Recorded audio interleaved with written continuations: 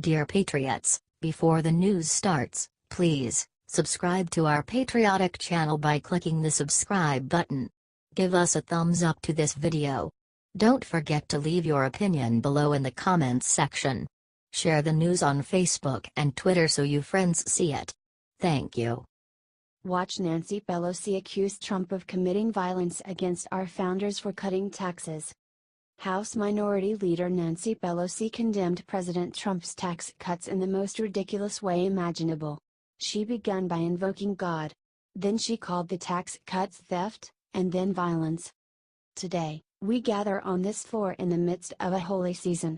In this season we celebrate the miraculous blessings of God. We reflect on the wondrous joy of children and our responsibility to them. We remember our duty to live justly, started Pelosi. And for those of us blessed to serve in this Congress, we must remember our special responsibility to govern fairly, to meet the needs of all of God's children. In this holy time, the moral obscenity and unrepentant greed of the GOP tax scam stands out even more clearly, she said. This GOP tax scam is simply theft, monumental, brazen theft from the American middle class and from every person who aspires to reach it. The GOP tax scam is not a vote for an investment in growth or jobs. It is a vote to install a permanent plutocracy in our nation. They'll be cheering that later.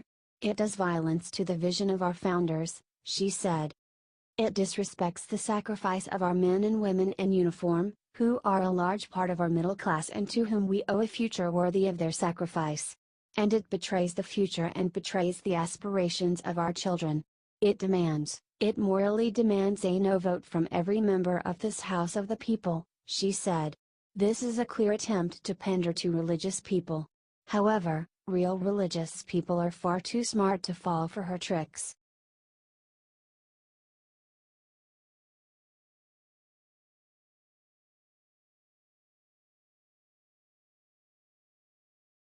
CIA director exposes conclusion of Russian meddling investigation, liberals are pissed. The Russian meddling investigation has ended and you probably haven't heard a word of it from CNN or the mainstream media. However, according to CIA Director Mike Pompeo, the CIA has concluded that although Russians may have attempted to interfere in our election, they did not in any way affect the results. The intelligence community's assessment is that the Russian meddling that took place did not affect the outcome of the election, said Pompeo. He went on to explain that the Russians doing this is not new, and that, the Russians have been at this an awfully long time. Until there is a new leader in Russia, I suspect it will be a threat an awfully long time, said Pompeo. However, despite this, some at the CIA believe that the investigation isn't over and CNN gladly reported on that. The intelligence assessment with regard to Russian election meddling has not changed, and the director did not intend to suggest that it had, said Dean Boyd.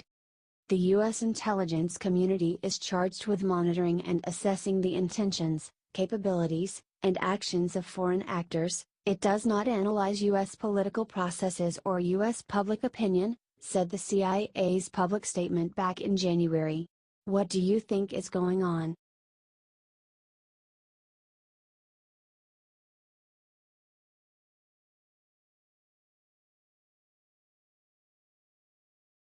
ESPN's Gemma Hill tries to justify calling Trump a white supremacist. I thought water was wet. ESPN's Gemma Hill first made headlines back in September when she called President Trump a white supremacist without evidence. In a recent podcast she tried to justify her comments in a pathetic way. I thought everybody knew, Trump is a white supremacist. I thought water was wet. I didn't think I was saying anything that was shocking, she said. It had been said before and unfortunately people come through your replies now, and especially one person, radio host Clay Travis, in particular who, you know, is kind of drumming this anti-ESPN, liberal ESPN, banging that drum that was like catnip for him. Right, catnip. And I refuse to say his name, Travis, 'cause he don't deserve the publicity, she said. Here is what she said over Twitter that made her so famous. Donald Trump is a white supremacist who has largely surrounded himself with other white supremacists. The height of white privilege is being able to ignore his white supremacy, because it's of no threat to you. Well, it's a threat to me, she tweeted. Trump is the most ignorant, offensive president of my lifetime. His rise is a direct result of white supremacy. Period. He is unqualified and unfit to be president. He is not a leader. And if he were not white, he never would have been elected, she tweeted. Apparently all of those things are obvious, like water being wet. This is how liberals operate.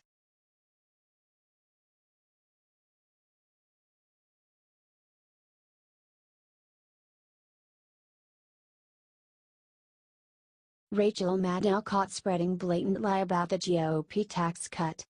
Liberals and the mainstream media are doing everything they can to lie about Trump's tax cut to make it seem like a bad thing.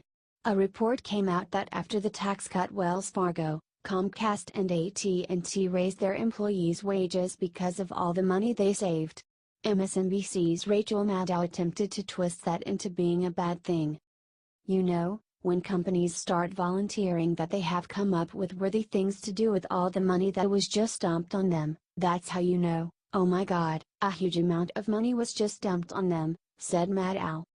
So the effects of the tax bill started to reverberate today as the wealthiest people and most powerful corporations in this country started almost literally scrambling to figure out how they're going to handle the money the Republican tax bill just gave them, she claimed.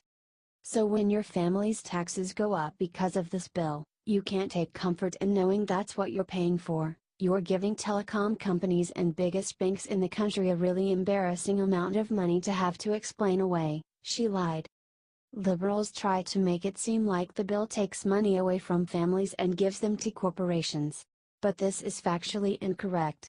In fact, under the bill, 80% of Americans' taxes will go down. Only 5% will see an increase in taxes by more than $10.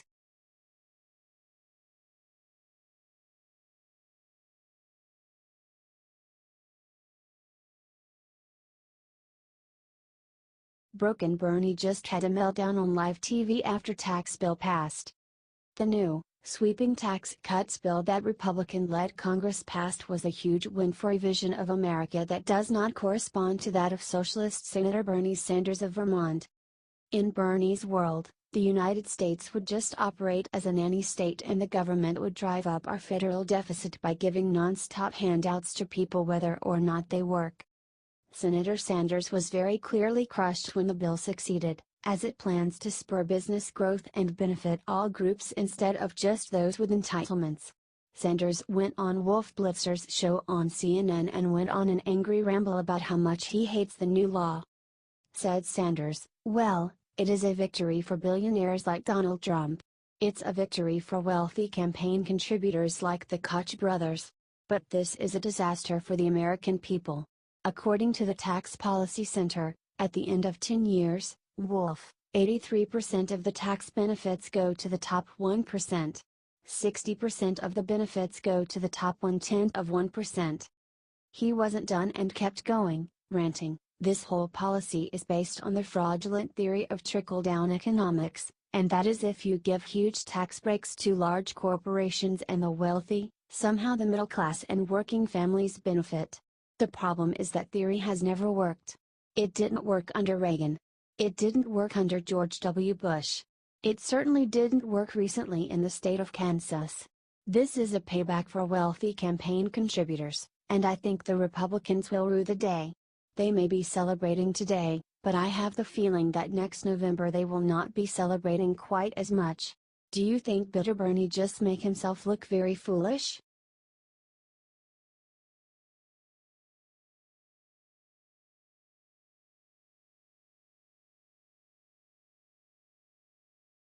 Libs just called Alex Trebek sexist for asking female contestant one simple question about her job. Longtime Jeopardy!